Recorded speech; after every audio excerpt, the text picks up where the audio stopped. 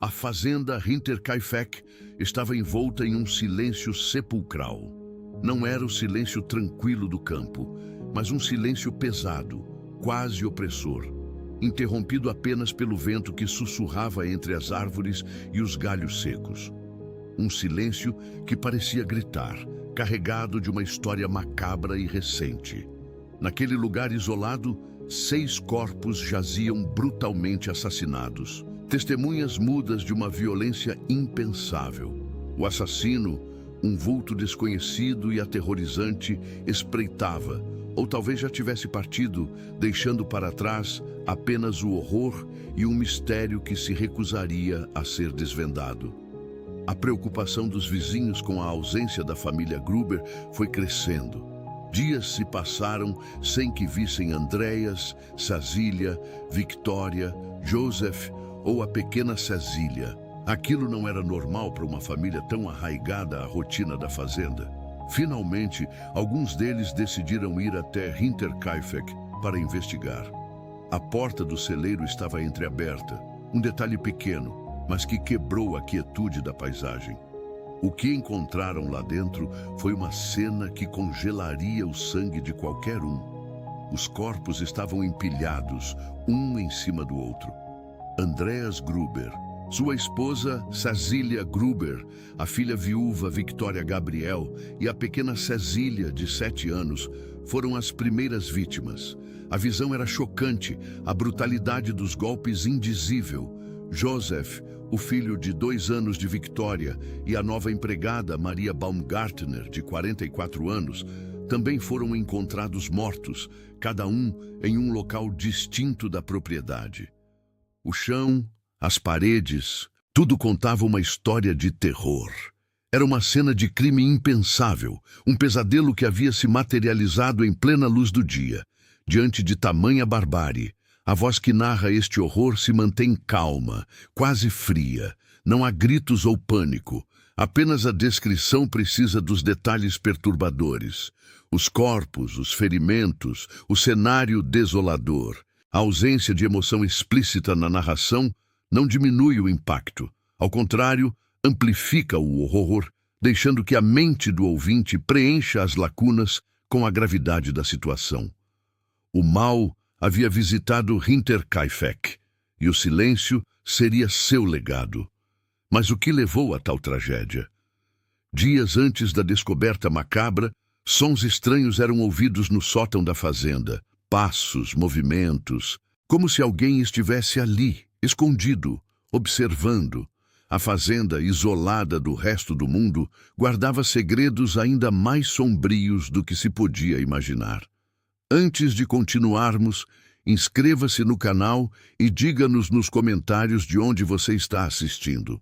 Para entender a magnitude desse crime, precisamos voltar no tempo para antes da tragédia que varreu a família Gruber. A fazenda Hinterkaifeck, isolada no coração da Baviera, era um mundo à parte. Longe das vilas e das fofocas, a vida ali era ditada pelo ritmo da natureza e pelo trabalho árduo. Andreas Gruber, o patriarca de 60 anos, era a figura central, um homem conhecido por seu temperamento difícil e por controlar com mão de ferro cada aspecto da vida na propriedade. Sua esposa, Cecília Gruber, de 72 anos, compartilhava a rotina, mas a dinâmica familiar era complexa. Victoria Gabriel, a filha viúva de 35 anos, morava na fazenda com seus 2 filhos pequenos, Joseph, de apenas 2 anos, e a pequena Cecília, de 7. A presença de Victoria e seus filhos adicionava uma camada de complexidade à já tensa vida familiar. Boatos de incesto entre Andreas e Victoria circulavam abertamente na comunidade, um segredo que todos conheciam, mas ninguém ousava confrontar diretamente. Essa reputação manchava a família e contribuía para o isolamento de Hinterkaifeck. O dia a dia era de trabalho incessante. Desde o amanhecer até o anoitecer, a família se dedicava à lavoura, à criação de animais e à manutenção da fazenda. A vida rural era simples, mas brutal, exigindo esforço contínuo. No entanto, Por trás da fachada de normalidade, as tensões se acumulavam.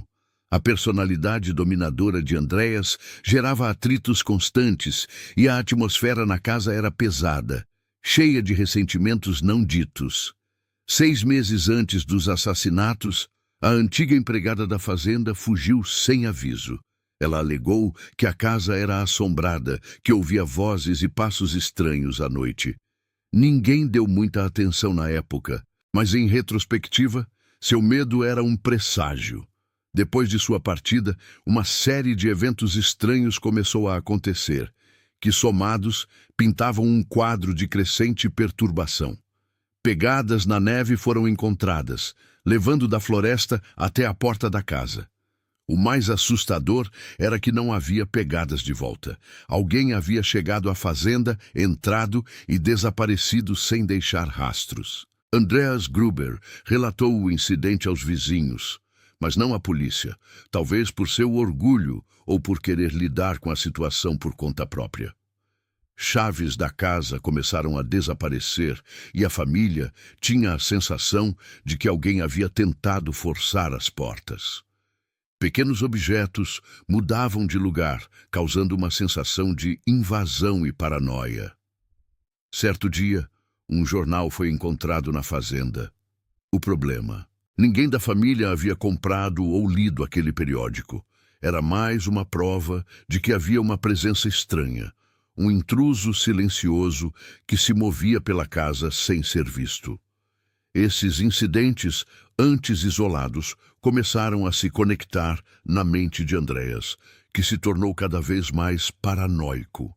Ele falava com os vizinhos sobre esses eventos, sobre a sensação de estar sendo observado, mas nunca tomou medidas mais drásticas.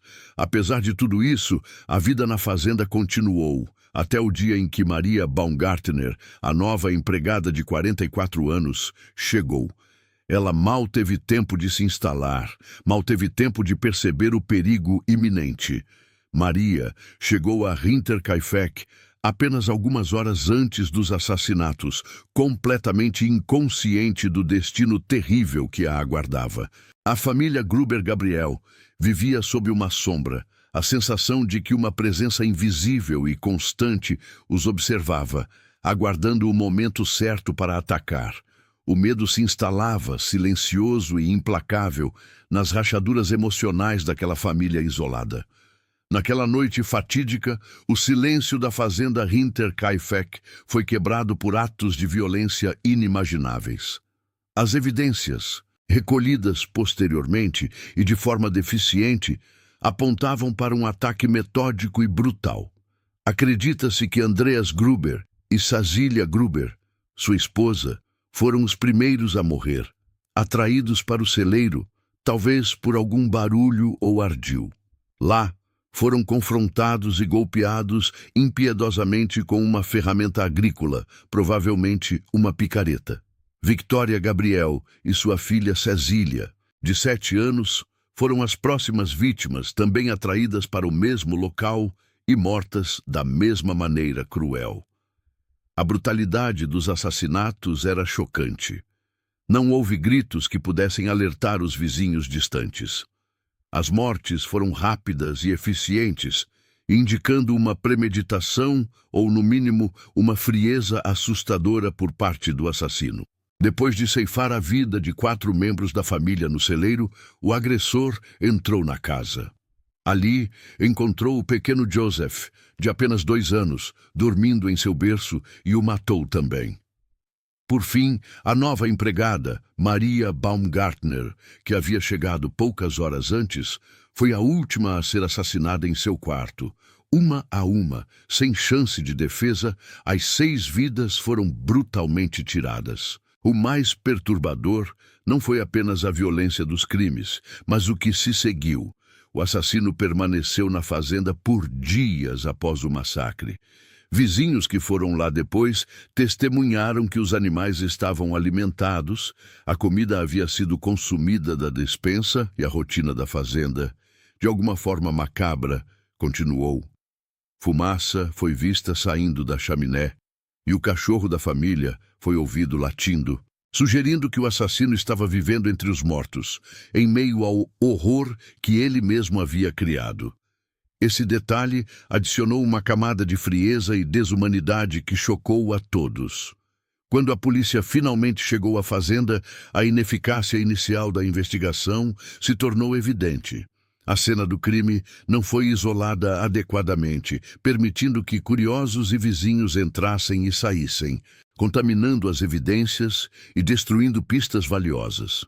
Ferramentas agrícolas foram manuseadas, objetos foram movidos, e a chance de encontrar impressões digitais ou outros vestígios cruciais foi perdida para sempre. A falta de um motivo claro e a ausência de roubo significativo, embora algum dinheiro e objetos de valor estivessem na casa, complicaram ainda mais a situação, apontando para algo além de um simples assalto.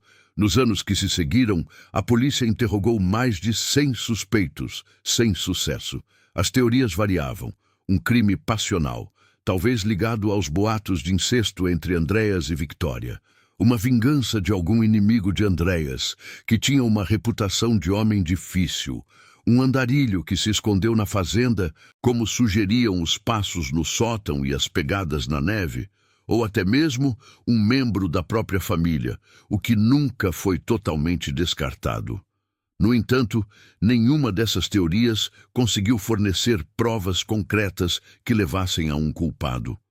A fazenda Hinterkaifeck, palco de tanta tragédia e mistério, foi demolida em 1923, apenas um ano após os assassinatos. As ruínas foram removidas e o local foi transformado em lavoura, como se a terra quisesse apagar a memória do que ali havia acontecido. Mas o mistério persistiu, e o caso se tornou um dos maiores enigmas criminais da Alemanha. A falta de um culpado deixou uma ferida aberta na comunidade e na história criminal, um lembrete sombrio de que, às vezes, a justiça falha e o mal permanece impune. A verdade sobre o que aconteceu em Hinterkaifeck permanece oculta. Apesar dos esforços, das investigações e das inúmeras teorias, o assassino nunca foi encontrado. O caso de Hinterkaifeck serve como um lembrete assustador da fragilidade da vida e da capacidade humana para a crueldade mais extrema. É uma história que nos força a confrontar o desconhecido, o inexplicável, e a aceitar que nem todos os males têm uma explicação ou um rosto. Em Hinterkaifeck, o silêncio que se seguiu ao terror nunca foi quebrado e o nome do assassino se perdeu para sempre nas sombras.